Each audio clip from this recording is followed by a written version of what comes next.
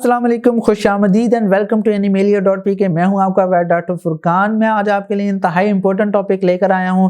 इससे पहले मैंने वीडियोस बनाई थी किटन और कैट और पप्स और डॉग्स के डिवर्मिंग शेड्यूल के बारे में, उनके बेनिफिट्स के बारे में, वर्म्स कितने टाइप्स के होते हैं और प्रिकॉशनरी मेजर्स क्या हैं, उसके बारे में मैं वीडियो लेकर आया था।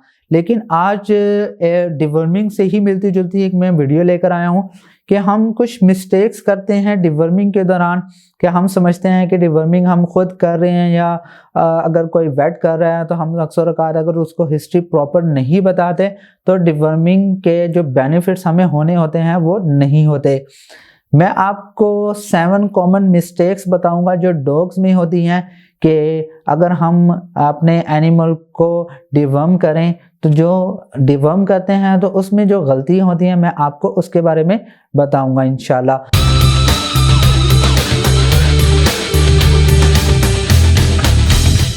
जो फर्स्ट पॉइंट है वो हमेशा अपने एनिमल को डिवर्म करने के बाद दोबारा कुछ दिनों के बाद या कुछ हफ्तों के बाद दोबारा ज़रूर डिवर्म करें। उसकी रीज़न ये होती है कि जब हम ओरल मेडिसिन देते हैं तो वो कुछ घंटों के लिए बॉडी के अंदर रहती है और कुछ घंटों के बाद वो बॉडी से एलिमिनेट हो जाती है। इसकी रीज़न यही होती है कि फुल इरेडिकेशन, फुल एलिमिनेशन जो इंटरनल पैरासाइट्स की नहीं होती, इसलिए अगर दोबारा मेडिसिन दी जाए तो वो ज़्यादा बेहतर है। कुछ मेडिसिन आजकल दुनिया में आ चुकी हैं जो कि बॉडी पे लगाई जाती हैं।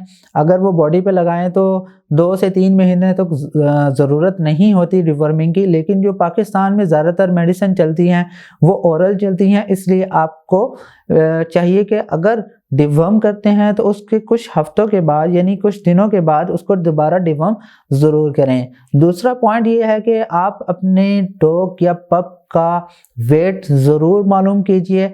जब आप फर्स्ट टाइम उसको डिवर्म करते हैं तो हमेशा आपको पता होना चाहिए कि डिवर्मिंग के दौरान आपके पप का वेट क्या था, और जब उसके बाद करना चाह रहे हैं तो हमेशा उसका फिर उसका वेट मालूम करें कि आपके पप का या डॉग का वेट क्या है। अगर आप ओवरडोज कर दें तो आपके एनिमल के लिए काफ़ी ज़्यादा डेंजरस हो सकती है। आपके एनिमल को सीवियर किस्म का डायरिया लग सकता है, आपका एनिमल बिल्कुल लेथार्जिक हो सकता है। तीसरा पॉइंट ये है कि आप बिलीव करते हैं कि जो जितनी भी एंटी पैरासाइट मेडिसिन है वो हमेशा सारे टाइप्स के वर्म्स के लिए होती हैं। ऐसा बिल्कुल भी नहीं है। कुछ जो जेनेरिक नेम हैं लाइक अल्बेंडाजोल, ऑक्सफेंडाजोल, पैराजिक्वेंटल, लिवेमिसोल, ये मार्केट्स में अवेलेबल हैं और इसके जितने भी फंक्शन हैं वो सारों के ही डिफरेंट हैं। अगर आप ये समझते हैं कि अल्बेंडाजोल का जो फंक्शन है वो सेम है लिवेमिसोल से, तो ऐसा बिल्कुल भी नहीं है। हमेशा ब्रॉड स्पेक्ट्रम जो डिवर्म मेडिसिन है वो इस्तेमाल करें। ब्रॉड स्पेक्ट्रम का ये मतलब होता है कि जितने भी इंटरनल पैरासाइट्स हैं उसके लिए जो मेडिसिन इस्तेमाल की जाती है वो ब्रॉड स्पेक्ट्रम होती है। कुछ ऐसी मेडिसिन है जो सिर्फ कुछ टाइप्स के वर्म्स को ख़त्म करती हैं, लाइक कुछ मेडिसिन है जो सिर्फ राउंड वर्म्स को ख़त्म करेंगी, कुछ हुक वर्म्स को ख़त्म करेंगी, यानी कि वो मेडिसिन स्पेसिफिक होती है। फोर्थ पॉइंट ये है कि आप ये समझते हैं कि जो मेडिसिन है डिवर्मिंग की वो 3, 6 या 12 मंथ्स के इंटरवल से दी जाती है। ऐसा बिल्कुल भी नहीं है। मैंने आपको पहले भी बताया कि अगर आप अभी मेडिसिन देते हैं तो उसके ऑलमोस्ट कुछ वीक्स के बाद उसको दोबारा डिवर्म करें और उसको नॉर्मली रेगुलर इंटरवल से 1 to 3 मंथ्स के बाद उसको डिवर्म करते रहें, क्योंकि हर किसी पेट का, हर किसी पप का, डॉग का जो हैबिट होती है वो अलग-अलग होती है। हमेशा उसके मुताबिक, उसके हैबिट्स के मुताबिक डिवर्म किया जाता है।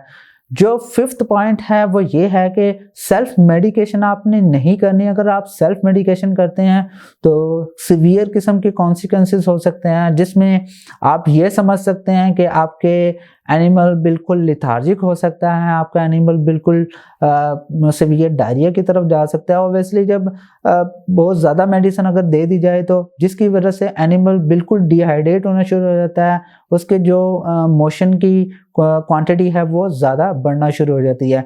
क्योंकि जो डिवर्मिंग मेडिसिन है वो हमेशा समटाइम्स थोड़ा सा डायरिया प्रोड्यूस करती हैं। अच्छे वाली जितनी भी मेडिसिन है वो इतना ज़्यादा प्रोड्यूस नहीं करती, लेकिन बहुत सारी मेडिसिन जो लोकल इस्तेमाल हो रही हैं वो डायरिया ज़रूर प्रोड्यूस करती हैं।